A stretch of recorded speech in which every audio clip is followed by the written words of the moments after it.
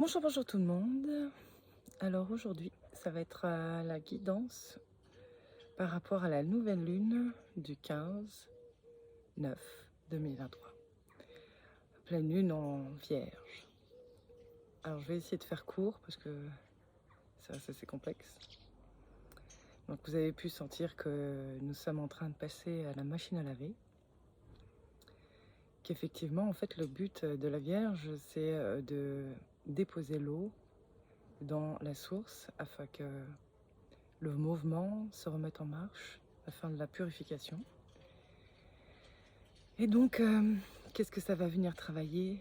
Ça va venir travailler nos injustices, les jugements, le regard des autres, le mauvais regard, on va dire.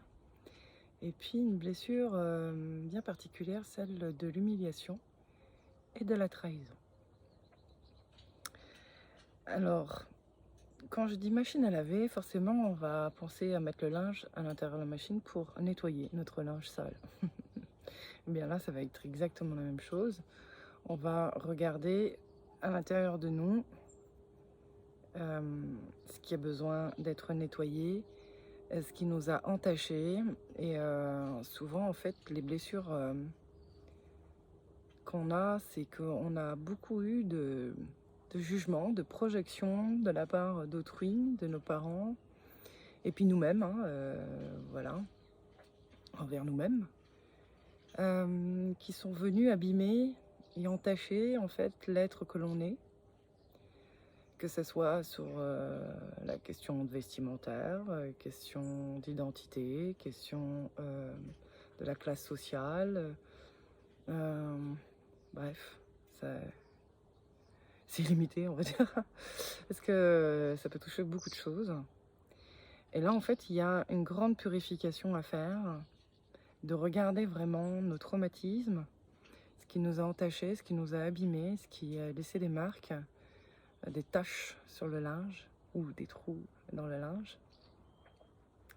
Et de revenir à quelque chose de beaucoup plus propre, qui certes, des fois, certaines taches restent, mais qui derrière, on va quand même mettre le vêtement parce que, mine de rien, on aime bien ce vêtement. Mais c'est un peu pareil avec nous. Alors je vais parler un petit peu de mon expérimentation. J'ai comme ça permet aussi à chacun de cibler et de voir ce qui ça résonne en eux pour donner du sens à leur histoire ou à leur événement. Il y a que, vous savez tous, je suis née en cachette à cause d'une tromperie, d'une infidélité, d'un adultère, on va dire ça comme ça. Et j'ai été déclarée par le mari de ma mère qui on a fait passer, comment on fait passer pour sa fille, pour cacher, camoufler, voilà. Sauf que en grandissant, ma mère a généré une grande colère envers moi-même et qui inconsciemment, quand j'étais petite, je disais tout haut ce que tout le monde pensait tout bas. Et sans savoir certaines choses, je disais de façon innocente et insouciante, ce qui a abîmé ma maman. Parce que je mettais de la vérité là où elle mettait le mensonge. Et à force de résistance à ce mensonge, elle me brimait moi, me cassait moi, m'humiliait moi. Et dans tous les sens du terme, je dirais. Parce que entre violence psychologique, morale et physique, j'ai tout reçu. Hein. Voilà. Et a entaché aussi le fait que ma voix était comme une lame de rasoir, que c'était moi la méchante et qu'elle était la gentille. Alors que pas du tout en fait. Quand j'ai transmuté ce qui me faisait le plus mal justement, d'avoir été traitée de méchante et puis d'être une lame de rasoir, et en fait ça tombe sur un accord Toltec qui est je parle avec intégrité. Et l'intégrité c'est quelque chose, c'est un alignement parfait. Et la justice divine, on va dire ça comme ça d'une certaine manière. Et forcément, ça n'a pas plu et ça a fait beaucoup de mal à ma mère parce que je la remettais face à ses mensonges. Alors, du coup, en ayant compris tout ça, j'ai compris aussi que la petite fille que j'étais apportait la culpabilité parce que du coup, ça a eu raison d'elle. et que à force de le répéter et à force de manger des coups et à chaque fois, voilà, eh bien, ça a généré une peur d'être moi-même et une peur de dire aussi les choses maintenant. Et donc je me suis cachée comme d'habitude, voilà, voilà. Et aujourd'hui, c'est pour ça que je fais peut-être plus de vidéos, parce que j'ai transmuté ça et puis que j'ai bien compris et que c'est encore en cours de guérison et que à chaque fois je me dépasse, me dépasse, me dépasse.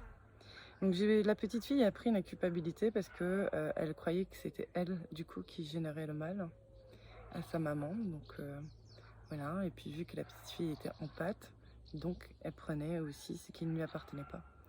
Et donc pour s'alléger sa maman, pour que sa maman puisse l'aimer et pas la rejeter. Et en fait, ça s'appelle la codépendance. Voilà. Donc, comment dire, la codépendance, c'est quelqu'un qui va vouloir sauver l'autre et assouvir les besoins de l'autre pour se sentir aimé et accepté. Et en fin de compte, malheureusement, c'est un cercle vicieux qui est totalement pourri et toxique et néfaste et destructeur. Parce que du coup, après, j'ai eu très très peur du langage d'amour de l'humain, de l'homme en général, parce qu'effectivement, il reste hyper destructeur. Donc du coup, j'ai dû calmer tout ça, j'ai dû réveiller et me révéler à moi-même et laisser la parole à la petite fille pour qu'elle puisse se faire entendre et que je l'entende, pour que je l'emmène aux compréhensions et puis à lâcher prise. Et qu'elle comprenne que ce n'est pas de sa faute, qu'elle était pour rien. Et puis à la fois d'enlever ses mémoires qui du coup l'ont emmené à faire une expérimentation des plus drastiques, parce que du coup des mémoires comme ça, vous pensez bien que en effet miroir dans les événements, vous en avez, hein, jusqu'à temps qu'elles soient reconnues, entendues, comprises. Donc voilà, c'est un travail de purification, nettoyage de vêtements et vu que je me suis laissée encrasser, que j'étais le défouloir, eh bien j'étais le défouloir à tout le monde, en pensant que c'était toujours, je laissais les autres m'entacher de leur propre responsabilité et leur propre culpabilité et de leur propre mauvais regard et de leur propre projection. Donc du coup aujourd'hui j'ai bien compris que maintenant je dois être un beau miroir, miroir, beau miroir, ne plus rien personnellement et enlever cette mémoire en moi qui génère ces situations consécutives. Et puis de retrouver ma véritable identité, mes vrais habits et pas d'être un torchon chiffon et puis de laisser les autres me dire que c'est moi qui est dur, que c'est moi qui est méchant, c'est moi machin, c'est l'autre qui est méchant parce qu'il n'est pas capable de prendre ses propres responsabilités, d'accepter sa sensibilité, accepter la vérité, quelle qu'elle soit, hein, qu'elle soit bonne ou mauvaise, il n'y en a pas en fait. La vérité est point. Et plutôt que de fructifier le mensonge et de rester dans la résistance qui, là, crée la destruction, la malveillance, la toxicité et tout ce qu'on s'ensuit.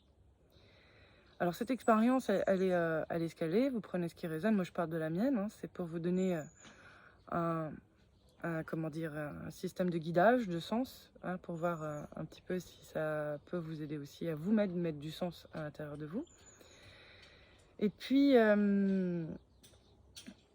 j'ai compris aussi que ma maman, par l'ego qui avait peur de reconnaître la vérité, a gardé des mensonges dans cette résistance. Et ça, c'est l'ego qui veut pas se résoudre, l'ego qui se coupe de son féminin, parce qu'effectivement, ma mère a subi de grandes choses. Et c'est pour ça que je ne lui en veux pas de ce qui a été. Et je la remercie aussi pour le chemin qui a été très initiatique pour retrouver justement mes enseignements, la connaissance de soi. Et puis ma sagesse, la sagesse qui était innée chez moi. Et donc je disais au niveau de l'ego, de vouloir rester rationnel et de ne pas accepter sa sensibilité, c'est de se couper clairement du monde de sa terre. Donc on se coupe de ses ressources, on se coupe aussi de ses valeurs, de ses richesses, de son abondance et de sa posture aussi. Donc ce qui fait que effectivement, aux forces des choses, ma mère, par le mensonge, qui a voulu rester sur sa résistance, a perdu pied et qui a eu des conséquences drastiques et dramatiques, bien évidemment. Et c'est là où en fait il y a une vraie acceptation de ma part à faire, d'accepter ce qui a été et d'accepter que tout le monde n'a pas cette force et cette puissance de résilience et que il s'autodétruit, chacun se détruit, se coupe de tout ça. Et que le masculin, eh bien, quand il est blessé, eh bien, il blesse les autres. Ça, c'est voilà, c'est important. Et que plutôt que de venir avec son féminin, eh bien, pour qu'elle transmute voilà, les choses dans la douceur, la compassion, l'indulgence, la patience, l'amour, eh bien, on a cette forme de résistance. Voilà. Donc là, ce qui va être demandé, parce qu'il y a la source dans la Vierge, que on est sur l'eau, donc on est sur le soi aussi, de revenir à la source de son cœur et d'arrêter de vouloir tout contrôler, de mettre des défensives, des blocos, en fait, pour ne pas se laisser toucher, ne pas se laisser être sensible, parce que du coup, on devient insensible et on devient dur, brutalisant, coupant, cassant, brimant, enfin voilà, on devient le bourreau. Et ça n'a rien de bon et ça n'a rien de florissant, on va dire, parce que tout devient stérile et tout devient mort, on va dire ça comme ça. Et que n'oublions pas que le masculin, il met la graine et que pour que ça soit concret et que la graine fleurisse, il faut la terre. Et la terre, c'est le cadre. Et la terre, en fait, c'est les fondations. Et sans fondation, eh bien, il n'y a aucune bâtisse qui peut se construire et aucune identité qui peut se construire. Et si dès lors, à chaque fois, on se coupe l'herbe sous le pied, vous pensez bien que tout existe que dans le mental, qui m'emballe, et rien n'est dans le concret. Donc rien n'est visible d'une certaine manière, et rien ne peut se construire et se reconstruire. Donc là, en fait, c'est l'appel à lâcher prise sur nos résistances, sur notre côté hypersensible, sur notre sensibilité tout court, parce que sensibilité, c'est une mise en difficulté de retrouver ses sens et de ressentir. Les sens, il faut bien comprendre que c'est tout ce qui est d'ordre des directions, mais aussi des directions au niveau de l'intuition qui est collée à l'âme et qui permet justement de donner du discernement et du sens. Si on se coupe de ces sens, on reste figé, bloqué, et devant une porte ou un mur, et là on appelle ça après le ouroboros, celui qui se mord la queue parce qu'il reste cloisonné et parce qu'il n'a pas de point de chute, il n'a pas de point d'ancrage, et donc il ne peut pas voir au-delà de tout ce qu'il a bloqué. Donc revenir dans sa terre, comprendre et reconnaître l'eau qui a été nocif et qui n'a pas été entendue, brimée, cassée et puis mis de côté, voilà, qui a terni un peu l'eau. Et il y a ce besoin de se renouveler, voilà. Et parce que on me dit aussi par l'humiliation, il y en a qui se trouvent pas assez, du coup ils ont plus confiance en eux parce qu'ils ont laissé raison les autres par leur regard et leur jugement extérieur sur eux. Et donc effectivement, ça bloque toute sa terre, ça bloque ses valeurs, ça bloque ses atouts, ses capacités, ses forces, ses ressources. Et le but étant, c'est de les reconnaître et de ne pas reconnaître que celles qui sont dans la matière, parce qu'on ne juge pas quelqu'un par rapport à tout ce qu'il a, dans ces termes de ses possessions, mais c'est de regarder à l'intérieur ses possessions dans à quoi je me rattache, toutes mes attaches, et puis à la fois quelles sont mes valeurs, quelles sont les valeurs qui ont été brimées, cassées, et qui ont été entachées et qui a besoin d'être revues, entendues, compris et réhabilitées surtout, parce que nous avons un pouvoir extrêmement important du libre arbitre et de trouver nos solutions et de laisser l'esprit aussi libre pour trouver et aller au-delà du problème. Donc c'est pour ça hier je parlais du rationnel, c'est celui qui rabat toutes ses actions. Pourquoi il reste figé et qui reste dans le ouroboros, donc le chat qui se mord la queue ou le serpent qui se mord la queue et qui reste dans ses peurs? C'est parce qu'il n'est pas rattaché à sa terre et qu'il n'est pas rattaché à la féminine, parce que la féminine a le langage émotionnel et la longue vue, donc c'est le point de chute qui va permettre justement de voir au-delà du problème, parce qu'elle a une ressource hyper abondante. Et tant qu'on ne fait pas confiance à la féminine, et tant que le masculin ne veut pas lâcher, et tant que la féminine ne fait pas confiance au masculin pour reprendre et lui faire confiance, et qu'il y a une vraie relation qui s'harmonise entre les deux, avec un vrai dialogue, une vraie rencontre, à s'écouter l'un l'autre pour vouloir rassembler toutes les parts de dualité qui se passent en nous, eh bien, forcément, ça va être la guerre, le conflit, l'injustice, les trahisons, et j'en passe. C'est la guerre. Là, il faut faire tomber le drapeau blanc et puis de se résilier un petit peu, de se laisser toucher par sa vulnérabilité qui n'est pas une faiblesse mais une force. Et je le dis, et c'est dommage parce que les hommes aujourd'hui veulent tout le temps se montrer fort, fort, fort, fort, fort, fort. Il ne faut pas montrer quoi que ce soit comme faiblesse parce que sinon c'est l'humiliation qu'il y a derrière. Alors que croyez-moi, de se montrer tel que l'on est, dans ses ressentis, dans l'instant T, dans ce que l'on vit, sans brimer, sans casser, sans couper, il n'y a rien de plus beau et il n'y a rien de plus fort que de se montrer tel que l'on est.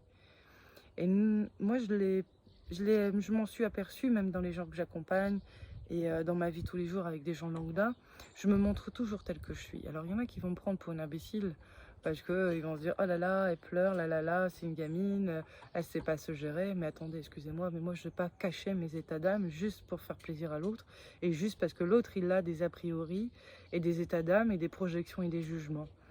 Si lui il le fait avec lui, c'est son problème, ce n'est pas le mien. Donc je suis dans le détachement de ce que l'autre pense de moi, H24. Et croyez-moi, des jugements, j'en ai eu à foison. Par contre, ces jugements, en fait, je les ai transmuter pour voir ce que ça venait révéler à l'intérieur de moi. Si ça me blesse, c'est que pour moi, il y a mensonge. Et s'il y a mensonge, eh ben, je vais aller chercher la vérité. Donc, si c'est mauvais, ben, je le transforme en beau et c'est comme ça que je retrouve mes ressources. Et c'est comme ça, en fait, que je vois la vérité. Et mon cœur ne me ment jamais parce que je suis connectée au cœur et pas forcément à mon mental qui me ment mal et que j'ai harmonisé mon esprit, mon corps et mon cœur. Et que tous fonctionnent ensemble, main dans la main, et que j'ai compris grâce à mon masculin et ma féminine que le remariage crée l'être que je suis. Ça me permet d'apprendre à savoir qui je suis.